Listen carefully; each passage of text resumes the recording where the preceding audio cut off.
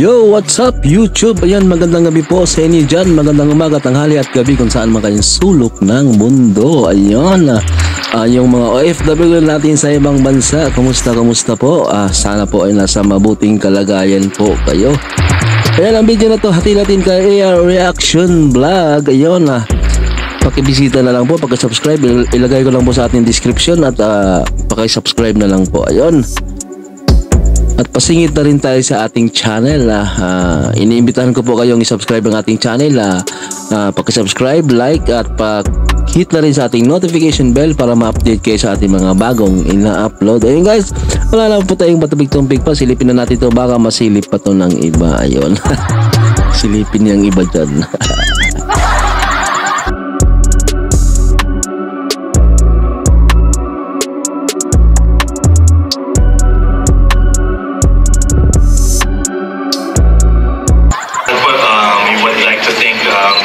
And Direct Joey for this recognition po na binigay nyo sa TVJ kay Daddy Tito Joey. Simple message lang po na gusto iparating na namin tatlong tatay is sa totoo lang po, it's always been in their heart itong word na to, which is we rise by lifting each other up. Sa totoo lang po, wala naman tayo ibang gustong gawin sa industriyang ito kundi magbigay ng saya at iangat talaga yung kapwa natin. And our hope and prayer is that we continue to help each other up, maghatakan tayo pataas, because this is the only way for the Philippine cinema to be known all throughout the world. Maraming salamat po for this recognition. We are truly humbled and truly grateful po for this recognition sa TVJ.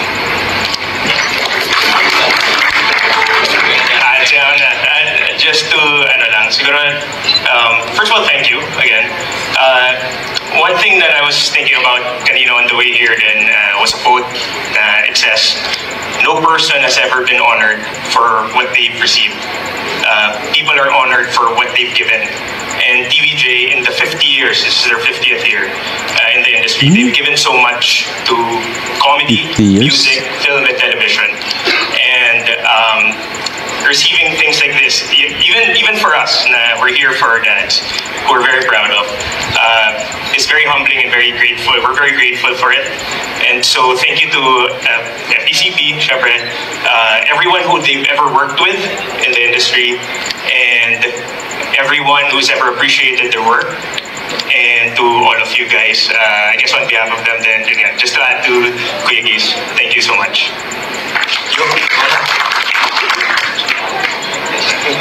Actually, wala na akong may dadagdag kasi napakaganda ng mga sinabi nila. Just wanna thank everyone sa lahat ng bumubuo ng FDCP. Maraming salamat po, Tito Tirso, Direk, maraming salamat po. And congratulations, Daddy, Nino Tito, and Tito Joey. And thank you, God, for everything, God. Thank you. So ayan po, napakaganda po ng sinabi po ng tatlong anak po na itong TVJ, at makikita natin na ito po ay in-award po mismo ni Tirso Cruz at kasama po ng isang director.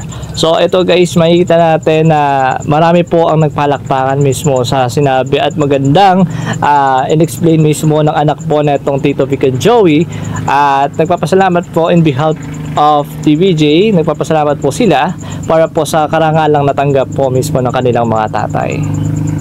At mamaya tutukan po natin ang pinaka-latest at pinaka-masayang EAT. 11:30 pa lang po, exactly 1.5 hours ago na lang. Ang hihintayin po natin ay mapapanood na po natin ang kanilang special Saturday episode dito po sa TV5. Magluto na po kayo ng maaga. Sabi po ni Jennifer Pasio, "Congratulations TVJ for the award, being the historical iconic trio of all time. Well deserved po kayo sa award, and so nice to see your sons receiving your recognition award. Thank you for your contribution in showbiz entertainment. We're all proud of you." Ayan. So, nagpapasalamat po ang lahat po, and maging si Ma'am Jennifer Pasio para po sa recognition na natanggap po ay ito mula po kay Mr. Tirso Cruz. Isa po siya sa talagang organizer, and also guys, nagbigay po ng award po mismo na to at kasama po ng isang director. At nagpapasalamat po ang tatlong anak po ng TVJ, at talagang masaya po sila At sabi nga doon sa isa sa mga video na pinaliwanag po mismo nila, maghilahan tayo pataas. Sa movie industry, kailangan hindi tayo magkakakompetensya, maghilahan pataas, at masabi natin magtulungan. Kasi talagang yung movie industry ngayon parang lumalamdam po dahil po sa talagang high-tech na technology na po ngayon. Kaya lahat po ng pagkakataon na dapat talagang magtulungan para po talagang mapayabong muli ang movie industry. Sabi po ni Sweet Music Lady, si Jose Manalo, si Ma'am Josie, si Lola Belen ay si Wally kitang-kita sa mata ni Mami Josie na si Jose. Siya, sabi nga ni Tito Sen, pwede itong maging mayor. Diba? Parang mukha po ni Jose pero pinatong po sa katauhan po ng isang, ewan ko kung si Jose po yun or si Wally po yun sa lola ni Dora. Pero makikita natin na talagang sino kaya ang magiging katauhan po ni Lola Belen na bibisita daw di umano dito po sa studio. Ayan po yung aabangan po ng lahat kasi tinututukan po yan yung segment po ng Gimme 5 na isa po yan sa pinaka tumataas po yung viewership kapag noon time. So isa po yan sa kwento po ng EAT o bakit pumapatok po uli ito sa noon time. Sabi po ni Ma'am Mariflor Alarcon, a blessed Sunday AR, congrats sa TVJ. Well, Saturday mga Cadaver Cats, waiting for EAT show. Sino kaya makikita sa family nila Ellen? Abangar sa ko totoo. Or 2, kakatuwa si Atasha at family niya. Excited ako makita ang lahat ng princess sa EAT na magkakasama. Riot, si Kulitan siguro lalo. So sana nga yung pabalita na bumalik na po si Min Mendoza sa Philippines, makikita din natin kung totoo man mamaya kung nandun talaga siya.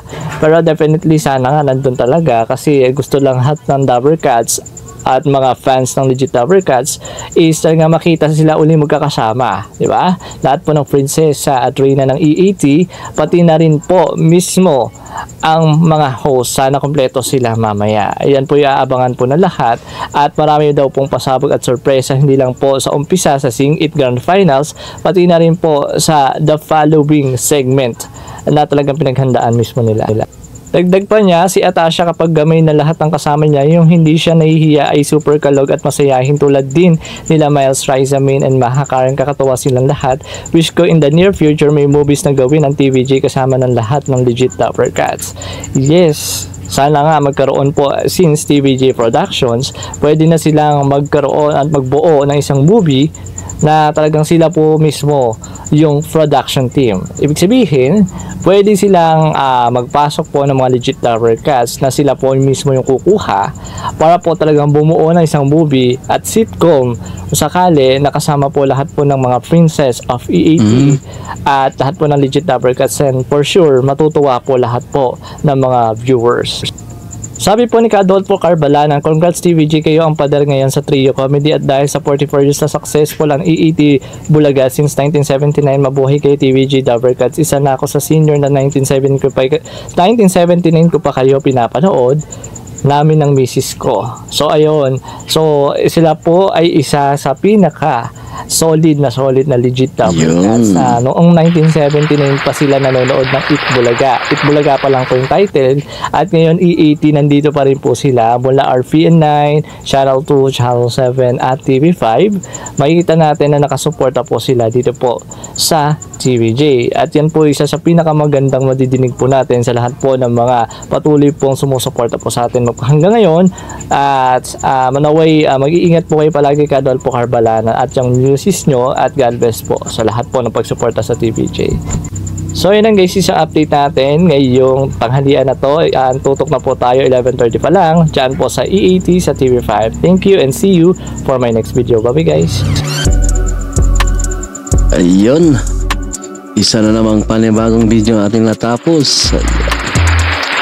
Paki-subscribe na lang po ang ating channel. Huwag kalimutan na i-click, like at pahit na rin sa ating notification bell para ma-update kayo sa ating mga bagong ina-upload. Ayun, maraming salamat sa ating mga bagong new subscriber natin, bagong pasok sa ating channel. Thank you very much sa inyo. Ayun, ER Reaction Vlog, nasa description lang po ang kanyang channel. Pakibisita at paki-subscribe na lang po. Ingat po kayo. God bless po sa inyo dyan. Babush.